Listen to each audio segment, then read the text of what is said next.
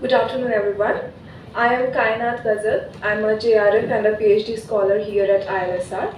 I welcome you to today's invited research talk and I thank you for your presence. ILSR regularly organizes such scholarly dialogues with national and international scholars. Today's research talk will be delivered by Dr. Sanjukta Das Gupta, who is an associate professor, Modern Indian History, Sapienza University of Rome, Italy. She has completed her MA, MPhil and PhD from the University of Calcutta.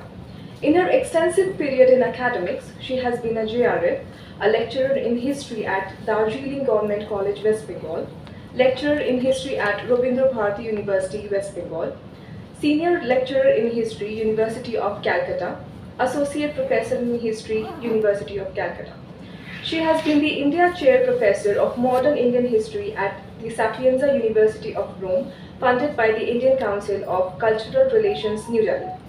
Apart from that, she has held many fellowships and has been a visiting faculty at many well-regarded institutions, some of them being a visiting professor at University of Vienna, guest researcher at Linnaeus University, Sweden, guest professor at Adam Mickiewicz University, Poznania, Poland, among others.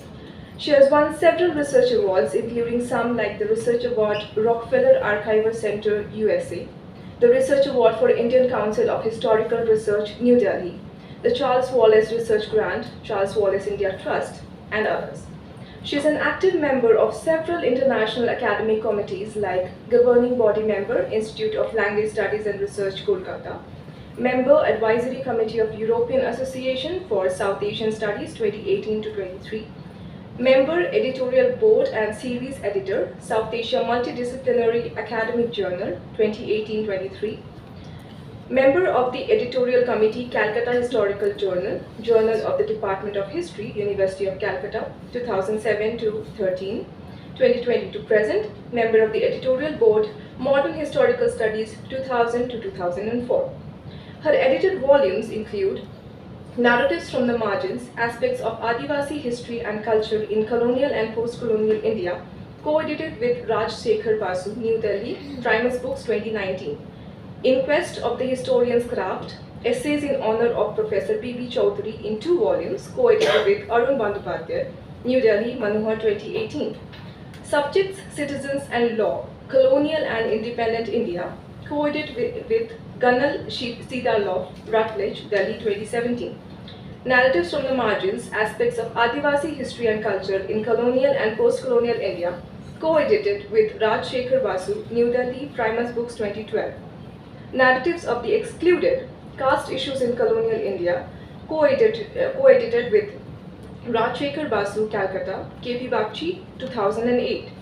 She has guest edited with Amit Prakash, Decentering Dominant Narratives in India, special issue of the Rivista dei Studi Orientali, supplemented to 2018, and with Rosella Choka, out of Hidden India, Adivasi Histories, Stories, Visual Arts and Performances, special issue of Anglistica AION 19-1, 2015.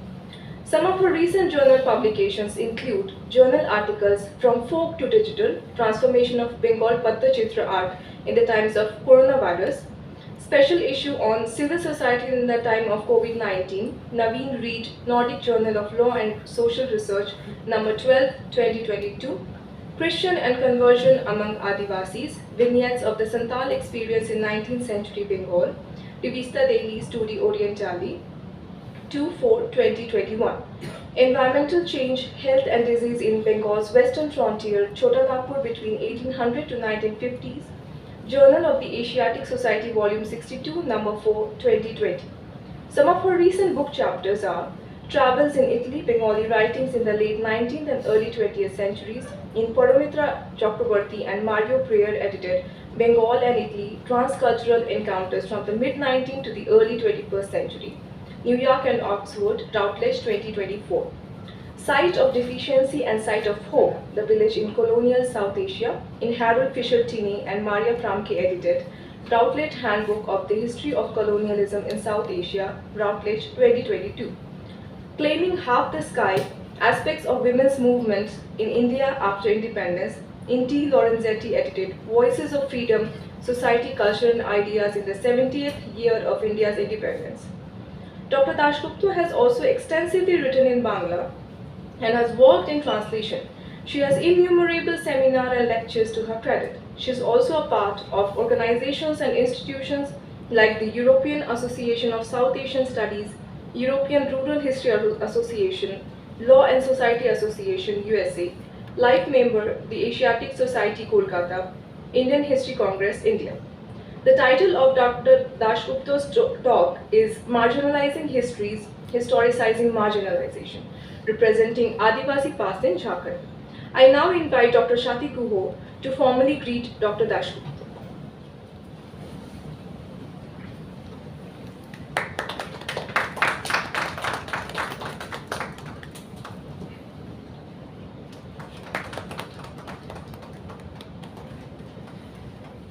Welcome, ma'am.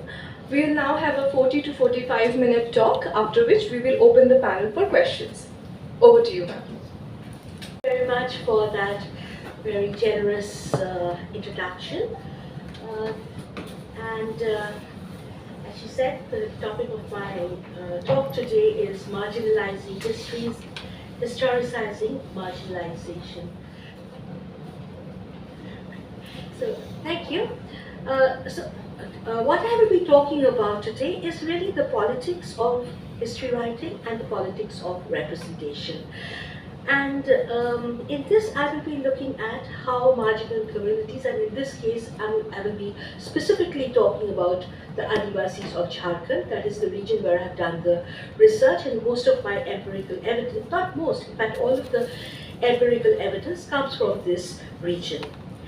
And as we all know, communities, indigenous communities, who style themselves as Adivasis or scheduled tribes in contemporary India, have been marginalized in the mainstream narratives of modernity, as they're residing, as they do, in the frontiers of empires or of the contemporary nation state. And in this, the British rule had played a certain, British colonialism had played a certain role in this regard, but at the same time, this is not just something that it's very normal to talk about these kind of reshapings and configurations and the new kinds of imaginaries starting with colonial rule. But I actually would like to go beyond that and to go further back to see what are the local prejudices and what are the kinds of indigenous prejudices or definitions, representations, and how these changed over time. So the talk, my talk concerns how these communities were represented over time and how do they now actively seek to represent themselves through history writing, as history writing, in fact, confers upon them a kind of a historical subjectivity through which they would like to assert their role as citizens of modern India. And as you will see over here, I'm talking about marginalization of histories, marginalization of rather than just histories, the historical subjectivity, I would really like to say. And when we talk about, I have used over here some quotations from bell hooks, slightly old, 1984, but I find it extraordinarily useful still to look at marginal communities and to understand their location. So one of these, for example, bell hooks talks about in the context of black feminism in the US, that to be in the margin is to be part of the whole but outside the main body. So a position at the margin is marked by a kind of a duality, an intrinsic duality, whereby the marginalized look out at the experience of the center to which they are marginal. At the same time, they look inwards at their own personal experience, which is deemed to be marginal, but it is in fact central to the people inhabiting that space. So this is, of course, a very complex and convoluted stance to look at, to really understand what is the margin, who is the margin, where is the center, and how do we locate the center. And today, and of course, the center, when we see it, is of course located at the base of, at the center, is all connected to power. And in the case of indigenous communities, what happens is that we have the narratives of the so-called centers. We do not have the narratives of the communities traveling through time. Yes, there are some narratives which we do get in different kinds of ways, through stories, through folk tales, through oral records which have been preserved in the archives, etc. But more or less from the ancient past, we do not know how indigenous communities, for example, looked at themselves, looked at the others, how did they define themselves. Okay, so the terms of the discourse are therefore set by the center, which determines which stories to tell, which histories to record, and this results in the exclusion, in the silencing, in the distortion of the stories of those in the periphery. And so the margin today, again, I had taken this from Bellwoods, these are the sites of resistance and the sites of repression, both working together. And so there is today that clamor within the periphery, a clamor to be heard and to narrate their own pasts and their own experiences. And to borrow Dipesh Chakraborty's famous definition, minority histories and subaltern pasts. And these subaltern pasts, or the minorities' histories, are sought to be rewritten today. Yes, so these in fact, first of all, form a part of the contemporary struggles for inclusion and self-representation, ideologically linked to the national, regional and sectarian politics of India, and the complex dynamics of the politics of identity and development that appears to anchor much of India's democratic experience has afforded the possibility for marginalized communities to not only contest their socio-economic domination, but to propound an alternative narrative of history and social structure. And these narratives are all linked with their claims to gain social and cultural justice. So this retelling or reclaiming their history is not simply a question of retelling their own stories from the perspective of the margins, but in fact it could be an act of reappropriation by the silenced groups, by the excluded groups, and who attempt to write themselves into history, leading to multiple contentions and competing claims. It could also amount to an attempt to free themselves, to free their pasts from the nation-building process. So it could be either a reinscription within the mainstream narrative, or it could also amount to a rejection of the mainstream narratives.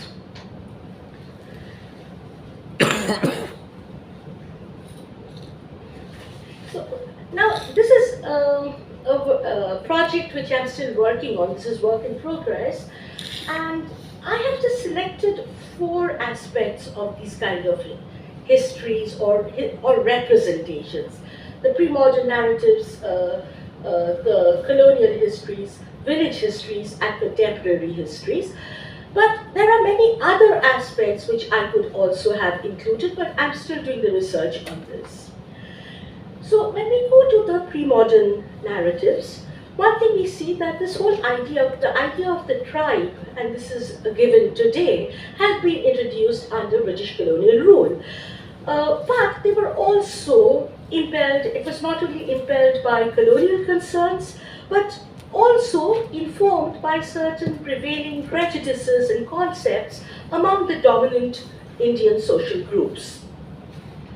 And we see that much of the colonial definitions and categorizations also arose out of an acceptance of local rulers' prejudices, their stereotypical characterization of the indigenous people as the savage, barbaric, cultural others of civilization. And this is because the main narrative that we have, of course, is the written narrative and largely the Sanskritic narratives. And in this, in a very important article, Gunther Dietz Sondheimer had shown, he had argued that we are habituated to think of the Sanskrit narratives as the main, the great tradition, but in fact, it is the indigenous narratives which formed the greater tradition, and it is the Sanskritic traditions which are in fact the minor traditions, but that is the tradition which has come to us. And in this, to be linked to the forest, to the jungle, has been considered pejorative since ancient times, and as Sondheimer has shown, there has always been a very complex, very conflicted relationship between the settlement and the forest. The Vana, the Kshetra and the Vana. But this again, this is an idea which shifted over time. And Romila Thapar, in her article she has, on the forests, she has shown how these categorizations had shifted from the time of the Vedic writings right down to the 7th century CE, when we see the works of Banabhatta, particularly Harsha-charita. In the Vedic ideology, forests were regarded as the habitat of brigands and thieves, very importantly, people who did not live by the dharma. So whose dharma? Obviously the state maker's dharma. So whoever was seen to be a challenger and therefore not living according to the rules of society, and therefore the brigands, the thieves.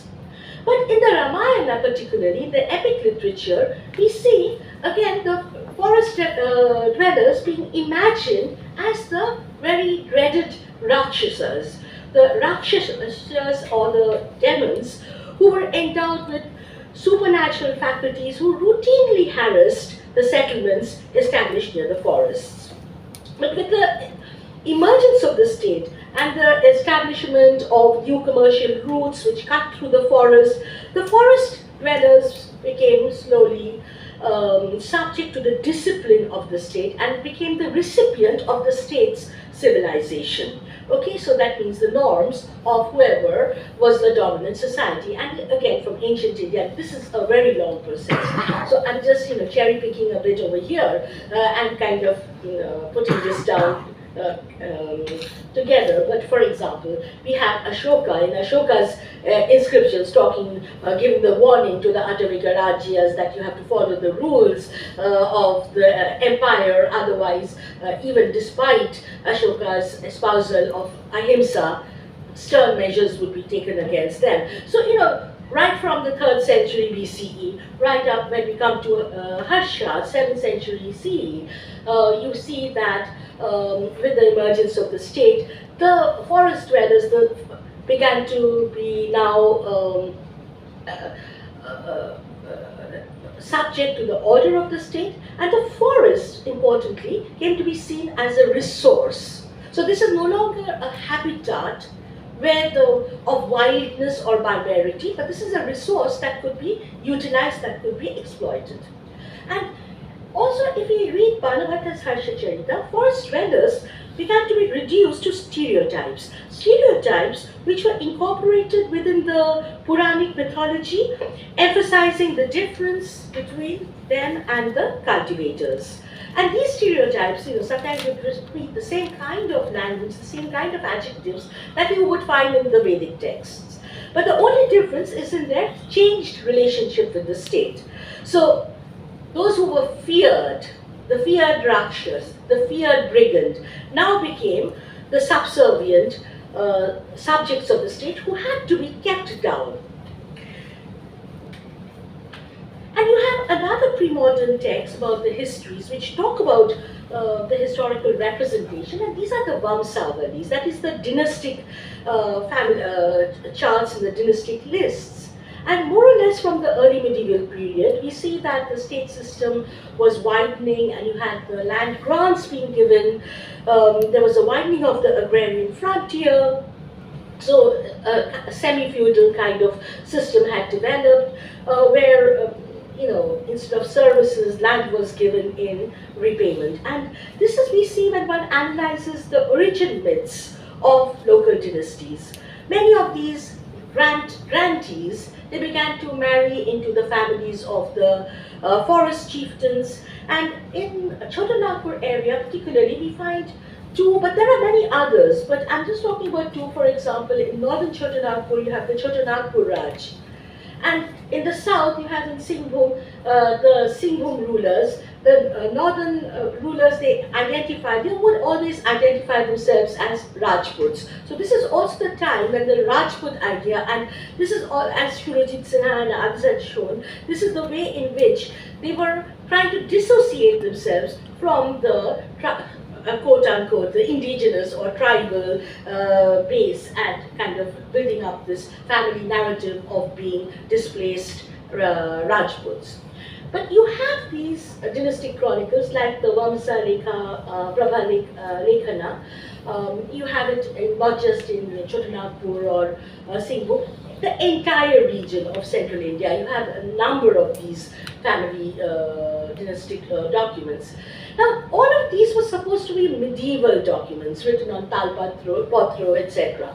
But actually, many of them were rewritten. So, these are also documents which find a kind of a new lease of life, which are reinvented over time. And these were presented in the 19th century to the British officers as claims of their proof of kingship and their role as rulers, and of Adivasis as subjects. So this is something which is kind of stressed in all of these documents. That how did the rulers come to power, what was their claim to fame, they were Kshatriyas, how did Kshatriyas find themselves into the forest, and what was the relationship between the forest people.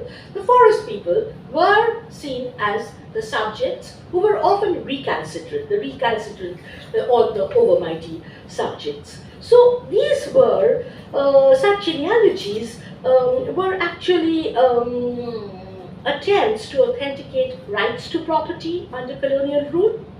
And these firmly instituted the subjecthood and marginality of the indigenous people within the realms, and established their image as insurgents averse to any kind of law, order, or control, with a long history of violence against the rightful authorities or the state. So this is a narrative that more or less was fixed, and this is a narrative which would be picked up by colonial rulers, which would be picked up in the colonial histories. And now we come to the colonial histories. So these were, as British in the Bengal presidency, of course, these are forested areas, not central to the British concerns initially, but as they began to enter more into the region, and there is a long history of what are the reasons and the kind of alliances, etc., that came about. But what we find is a lot of social engineering going on. So parts of this region of Jharkhand, the Chotanagpur Plateau area, came to be parceled out.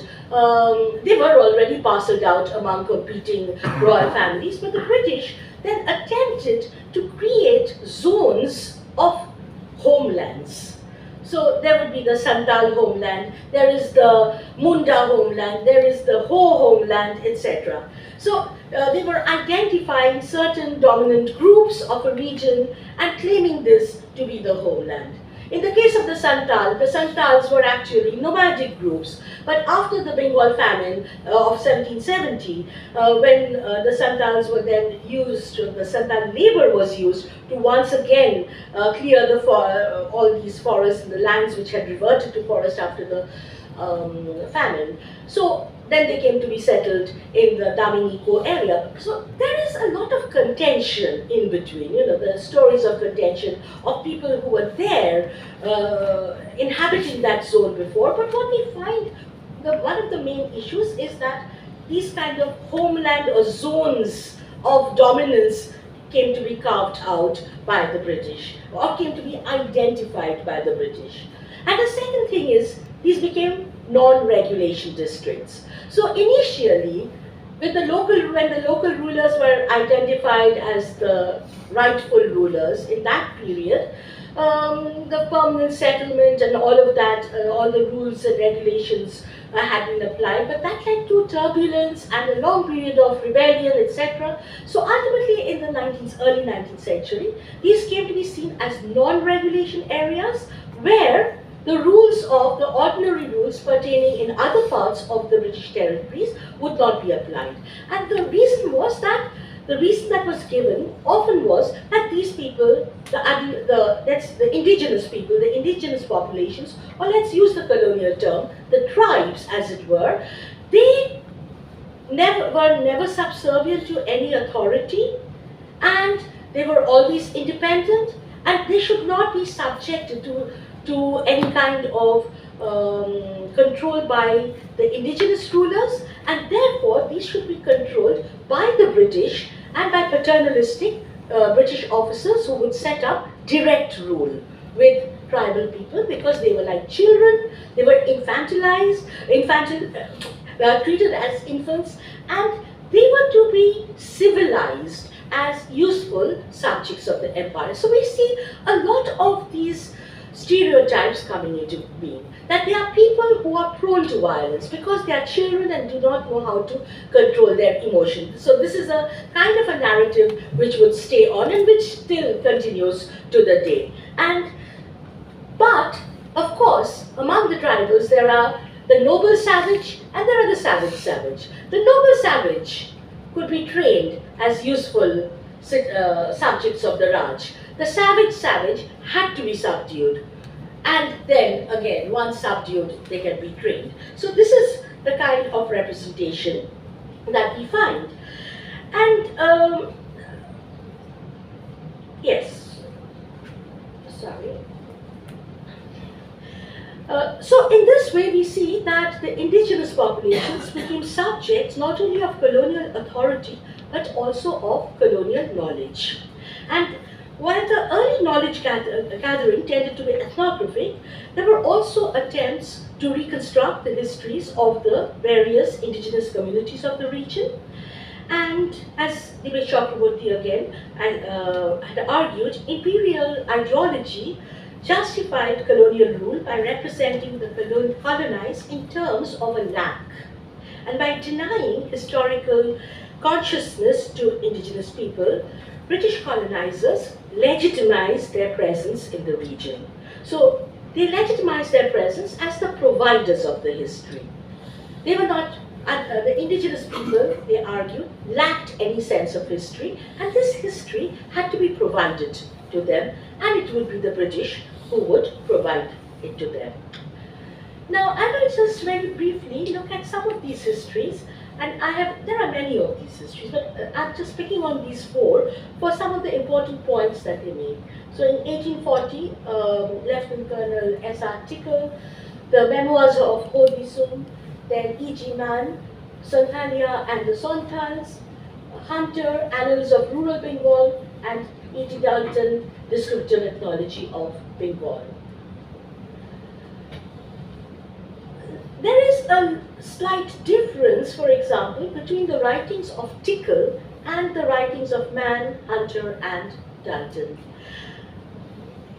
Tickle differentiated between the histories of these dynastic chronicles, for example, the rulers, the histories of the ruling classes, and the memories of the indigenous people. And he argued that the collective memories of the indigenous communities, like the Oraos, the Mundas, the Hos, this was very faulty because they kept, to quote Tickle, no account whatever of time. And on the other hand, the dynastic histories provided a regular chronological history. So, he looked upon the ruling class, the ruling point of view, as being representative of a historical stance, whereas, according to him, the Adivasis or the tribal people did not have this sense of history. In Santalia, in Ijiman, in Santalia and the Santals, Man, who was the assistant commissioner of the Santal Parganas, set out to discover what the Santals thought of themselves, their origin and their history. And he collected many of these stories of migration. And while he noted the difference between myth and collective memory, he did not actually go into it very much. He was content only to record the oral traditions without any attempt to assess their reliability as sources of history. On the other hand, Dalton would actually reject all of these stories. He rejected the whole idea of oral traditions as forming the basis of history. And he rejected, of course, on the one hand, any kind of indigenous stories because these were faulty, and he argued that these oral traditions, in these oral traditions, the indigenous communities would often add things which had nothing to do with their origin. So, he had a very structured, very linear idea of historical memories, and what was then presented as their own story. But more than that, what we find in Hunter and Dalton is that they presented the histories of the region, and in this case, the lower Bengal and the Jharkhand region, as a kind of an ethnic frontier where you see the clash of civilizations. The clash of civilizations between the Aryan, the Sanskritic Aryan cultures and the Swathi Aboriginal cultures.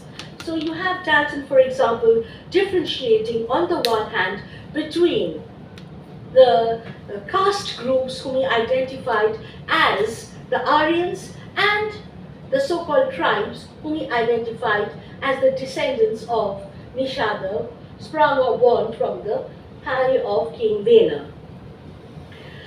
He also would identify in the northeast between the people of Mongolian origin who retained their brown or tawny hues and the Aryans. So this was a kind of a division that he was making based upon, first of all, proximity to Hinduism.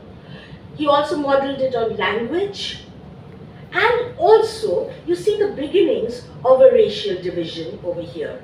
And this would be later articulated in Risley, etc. In Hunter, you see, again, the Santals. The Santals is a race who did not have any knowledge of their tradition. This was Hunter writing in 1868. And he made this, he clearly identified the Lower Bengal region, particularly, Birbhum, Bankura, that area, as being an ethnic frontier between the culturally superior Aryan invaders and the resident dark-skinned Aborigines who had to give way to the Aryan intruders.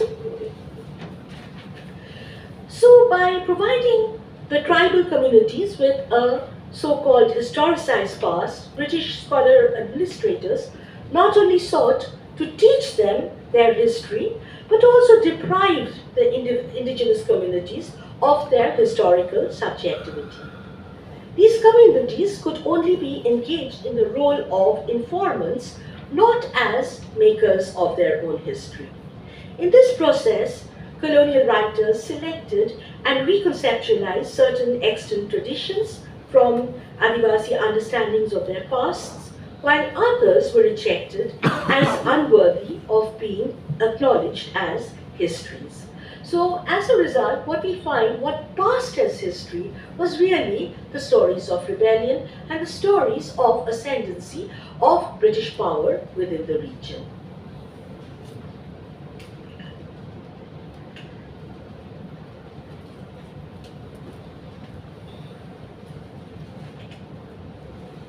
Now, I come to the question of village histories. And when we look at, this is something, when we look at the village histories, there are any number of stories, and I was having a discussion with Rahi the other day, and she was telling me about the stories that, when a village is formed, the kind of stories that are there, and the kind of omens, auguries, signs, in the selection of village sites. So when we look at the village histories, every village still retains a very detailed recounting account of how that village settlement was selected, who were the original pioneering families who set up the village, who could have the first right to the village resources. This is actually very clearly discussed, and you see this in the revenue records of the time. And the British revenue officers were not only looking at the Vamsavalis, but they were also collecting these indigenous stories to buttress the claims of different groups of people and their claims on to land. So while they were rejecting the Adivasi traditions as being historically valid on the one hand, they were utilizing other traditions to recount a story of claims and counterclaims, all connected to ownership of land. And these kind of stories show that the choice of the village site was not arbitrary. It had to fulfill certain criteria. These would include harmony with the ancestral and resident spirits. And these should not, I would argue, simply be dismissed as obscure legends and fables, but they were methods, they were modes through which indigenous people built up their relationship with land and established indigenous social hierarchies and relationships within a region. And for that, I find this Romla Thappar's discussion about the pre-modern historical consciousness very useful. Thapar identifies two forms of historical consciousness: that which is embedded within a larger structure of texts, like origin myths, compositions exalting heroes and genealogies of ancient descent groups, and therefore has to be prized out. And secondly, the more autonomous, externalized historical traditions. So you have certain, the first especially, when you're talking about myths, origin myths, stories, etc., the indigenous narratives, these are set in fabulous, and the terminology is in the by employing the supernatural, by employing allusions to fables, etc. But nonetheless, these made sense. Probably doesn't make any sense to us in our contemporary context, but these would have a certain value and a mode of symbolism in their own context. Now, also in these village stories, Adivasis, all of these village societies, these village stories, these are rare places where you find the Adivasis in the center, a far cry from that marginalization and erasures in the histories of empire builders. And of course, to an Adivasi, the village was of primary membership to a village. And I am talking here about the agrarian communities. I'm not talking about the nomadic communities. In fact, this would be very interesting to see how the nomadic communities develop their relationship with forests, with the forest, or the zones of their migration, etc. But when we are looking at the agrarian communities, then we see that membership to the village was what gave them their primary identity. And this was not something that simply indicated geographical space, but it conferred upon them their social and cultural identity and determined the nature of their relationship within and outside their community. So it could often be, one village against the other, or one group of the villages of a particular community against others. And from its very inception, the village established an indissoluble connection between the people, the pioneers, the later settlers, and the world of spirits. So I've taken this from the the anthropological, for the PhD thesis, she's an anthropologist, Barbara Barranco, where she works on the Purahat region. And as she said that when clearing the forest, it is very necessary to identify the spirits. Who are the malevolent spirits? Which are the benevolent spirits? Any kind of spirits could reside there. And her informants, as they argued, that they consult the spirits to know their opinion and to worship them accordingly. So people would then first identify the spirits, those who had identified them, then they could cut the first tree, and then the later settlers would have their space, etc. So, there is a kind of an ordered mechanism through which people would establish a settlement. And here, for example, these are the Sasandiri, the memorial stones. And only, for example, only the pioneers of a village, they had the right to establish these Sasandiris in the graveyards once they died. Somebody who was a later settler could not do so. So in fact, among the Munda community, for example, the Sasandiri was regarded as the proof of their membership to the village, as a title deed.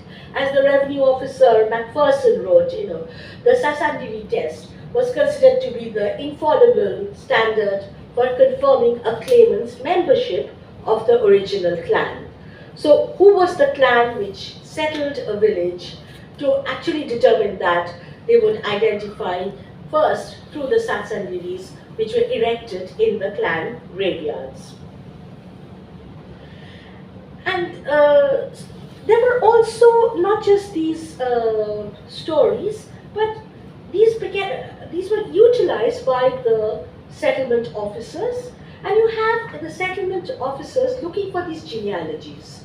And if you go, there are these, especially in Santal Pargana, in Ranchi, in the archives in Ranchi, the local archives in Chaibasa, there are these village records where village by village, the attestation officers found how these villages were established, what was the story, what was the history, etc. And so these village origin stories indicate how people legitimize their presence within the territory. And this legitimization is happening through the sacredness of their relationship with the land, the sacredness that they derived from their forest clearing activities and rituals, which transformed the forest, which was wild, to civilization or hatu. So, when we are talking about these kind of nature, culture divisions, there are these traditional divisions as well. So the forest, the beer, had to be civilized into the hatu, and you have different kinds of words in the different tribal languages for different kinds of forests, the wild forest, the village forest, etc. And these stories, especially the genealogies of pioneer clans or families, this became very important after the Chotanagpur Tenancy Act of 1908 and also for the Santal Pargana Tenancy Act. And these two acts, particularly today, are very significant because these are taken to be the marker of Santali and tribal Adivasi identity. And in these making of these acts, all these village stories were then collected. What is significant that when claiming to be a pioneer, this status had to be buttressed by the evidence that was accepted by the other clan groups. So this is not something that anybody could just say, this had to be socially acceptable. But socially acceptable does not mean this has to be the truth and the only truth and just the verifiable truth. It's not always very verifiable because traditions have changed over the times, and then new ancestors sometimes are identified. So sometimes these kind of stories would also change over time. But what is important is that this was based upon collective memory. This was not an individual claim that that any clan or any particular person could make for himself. So there are these problems inherent in the historicity of the oral traditions, and these conflicting characters speaking in these texts were divided by their differential location in the power hierarchy, which influenced the nature of interrogation. The heterogeneity of voices and layers of mediation further complicate the process of recovering Adivasi genealogies as to differences in temporality between the interlocutors and the interviewees. Colonial officers themselves expressed doubts about their authenticity while attempting to identify and restrict customary rights. So this was all the basis of what went as customary rights. These genealogies, what I'm arguing, these are living memories, and like histories, quote unquote, these were conditioned by their times, they were conditioned by their context, they were modified, invented, recreated, and renegotiated according to the concerns of the present. Significantly, there is very little in these village stories of the big events of history. Because you don't get to say, unlike the colonial histories, you don't really find in these kind of recollections the stories of rebellion, etc. Now, this is not to say that rebellions are not remembered, of course they are, but they do not form part of the village histories. The village histories are primarily, they talk about the political relationships within the village, the histories of relationship with land. Now I come to the final part of my paper where I discuss the reclaiming of their past. How do Adivasis today, and now I'm coming to the term Adivasi.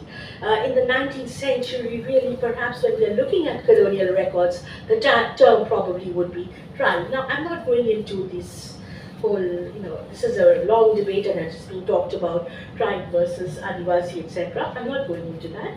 But it is in the 19th century that we find the term, the early 20th century, sorry, that the term Adivasi coming about. And what we find in the subsequent history writings is the amplification of this idea of the Adivasi and the idea of indigeneity.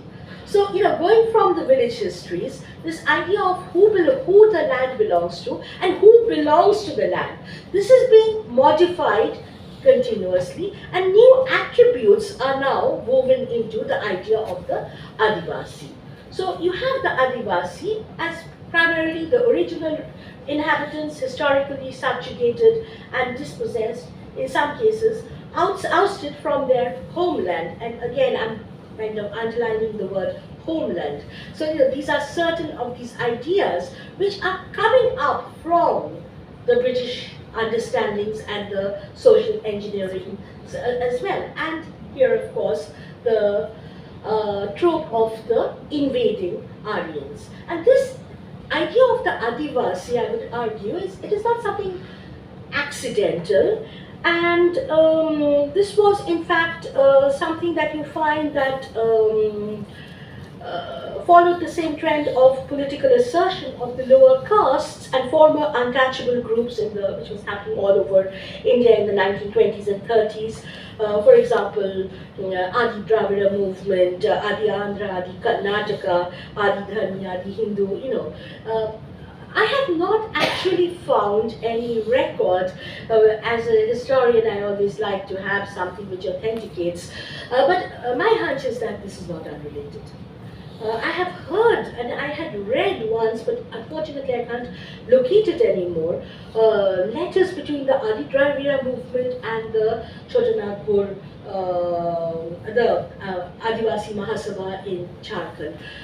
So there is that connection, the idea of being indigenous. This is part of that entire larger movement.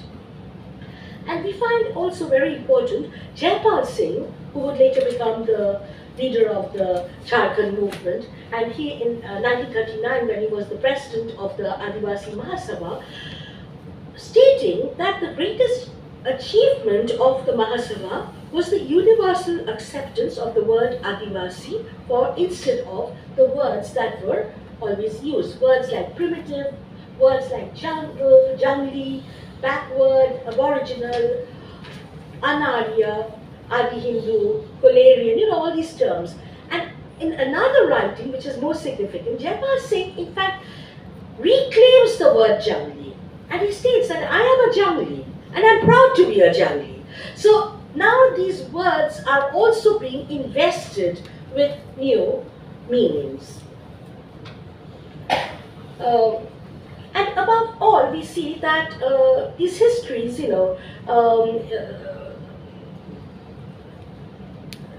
sought to reconfigure the status of Adivasis within the Indian social structure.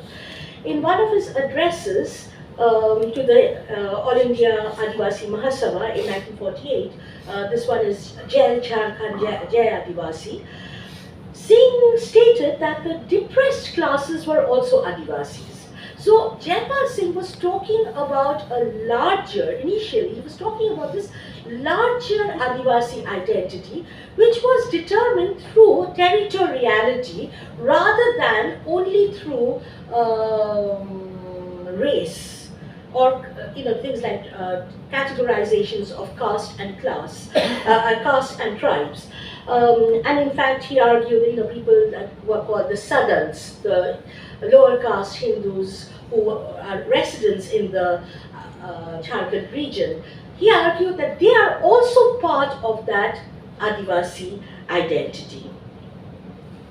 And in fact, he was very much against the census, because the census would divide on the basis of religion, who was Hinduized, who was Christian, and also on the basis of race and caste. And this, he argued, was actually a weapon to make the Adivasis marginalized and to render them into a kind of a minority status. Whereas, if together with the depressed classes, if the Adivasis were represented together, they formed the majority within the region. And above all, you see that, according to Jaipal Singh, this process of marginalization was something that started right from the Harappa civilization. And again, this is not accidental that he's making these claims in 1930s.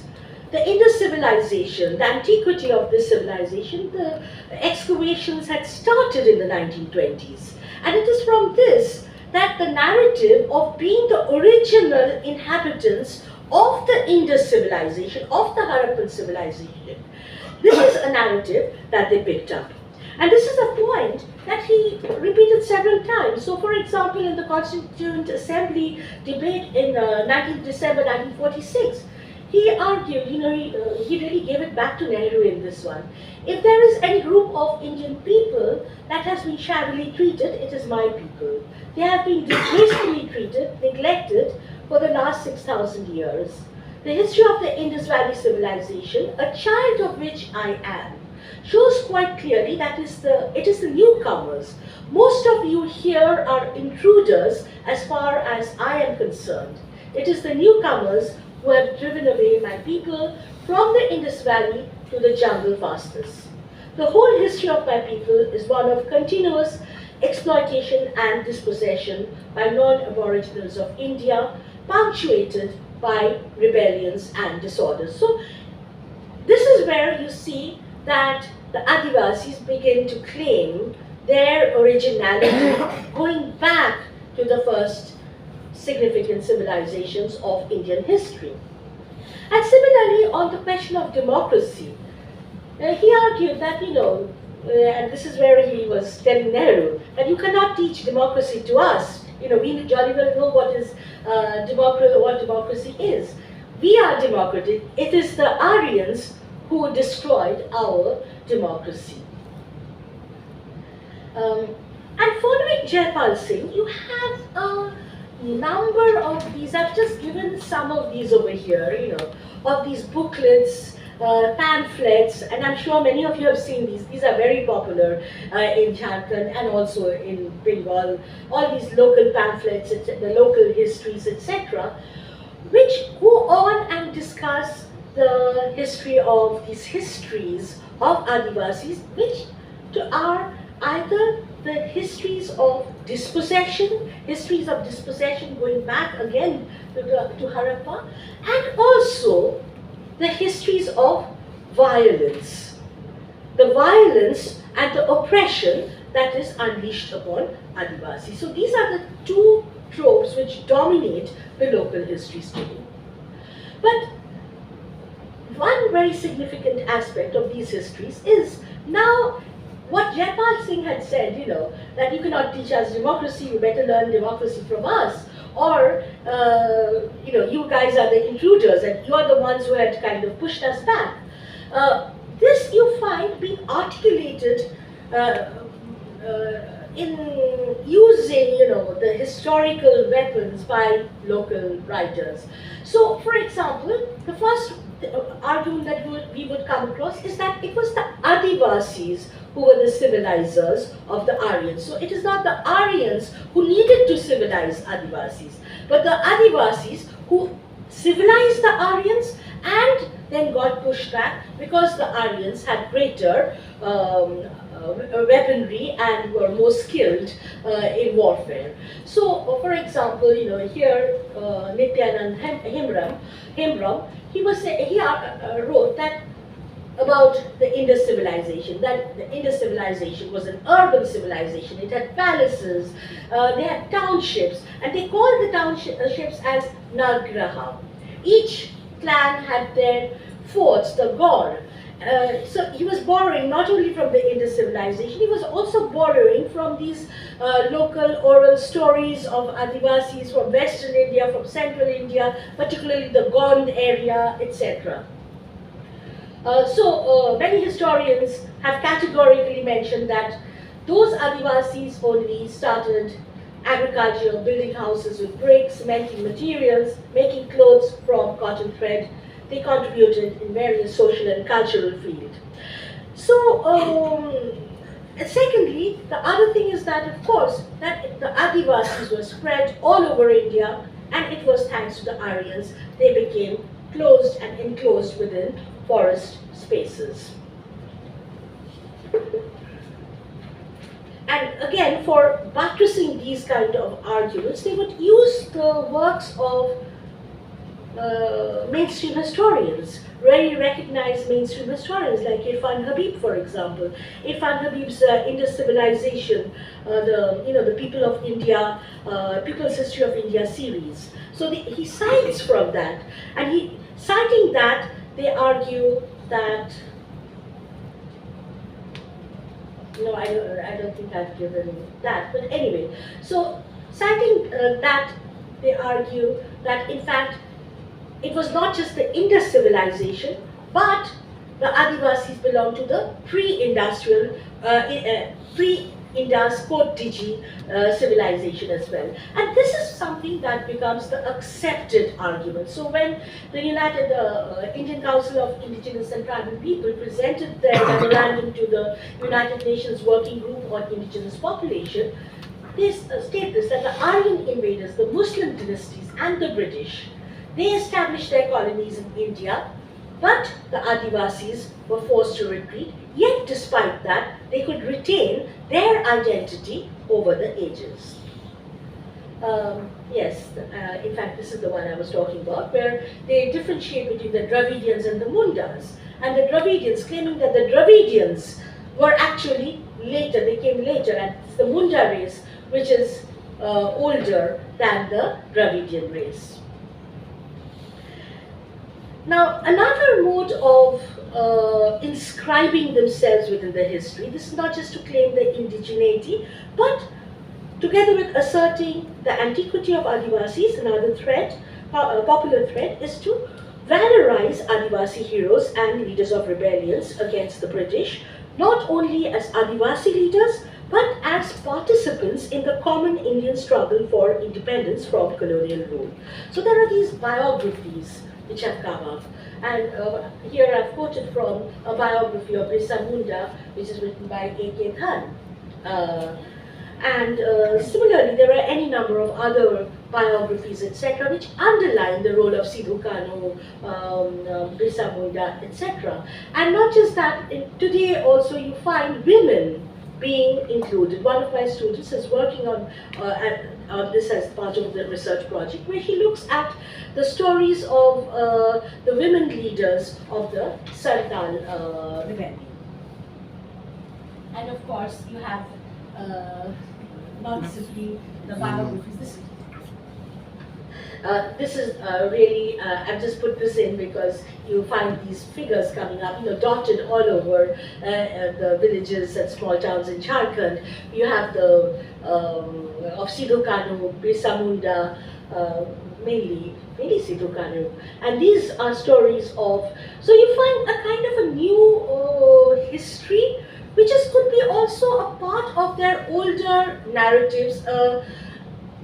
And this is a question I want to unanswer myself, or understand myself. Is it a kind of a new folklore? The stories of oppression and resistance, the new histories of eviction and dispossession, and the emphasis on indigeneity. Now, in the Adivasi worldview, Adivasis have been marginalized and reduced to servitude in their own land since the Aryan invasion.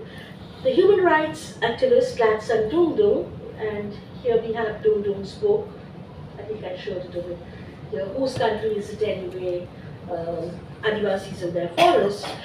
Gladson Dungdung argues that the Aryans destroyed the Adivasi culture and created the stereotype, a process which was continued by the Mughals and the British Empire and the post-independent state, depriving Adivasis not only of their land but also of their identity, tradition and ethos. And and of course, despite this dispossession happening, Adivasis continue to be overlooked and neglected in the developmental process. And not just that, they are also unfairly depicted as people who are opposed to development. The economic as well as the cultural deprivation of Adivasis has produced a culture of silence, whereby Adivasis sought to dissociate themselves from the mainstream body politic on the one hand, and the other was violent insurgency on the other. So this sense of hurt is reflected in these pamphlets and tracts advocating activist politics to counter the threat of state-sponsored violence. In the latter half of the 20th century, the Jharkhand movement called for Jal Jungle Zameen, which became the slogan of all subsequent Adivasi movements in the region. In this process, the term Adivasi today has acquired a much more complex implication. Not only does it convey the idea of original inhabitants, but also projects them as the true protectors and the traditional custodians of the environment, locked in a battle against invasive outside forces. The everyday lived experience of violence thus has become the dominant trope in Adivasi narratives today. The 19th century village origin stories, which narrate the modes of forging a relationship with land, has given way in the contemporary scenario to stories of displacement, dispossession, and eviction. And while this is unavoidable, given that the very existence of Adivasis is at stake, it effectively leaves out of historical discussion other enriching aspects of people's history. Yes, and I'll stop over here. Thank you. Thank you, ma'am, for the very interesting talk. We can now have a few questions.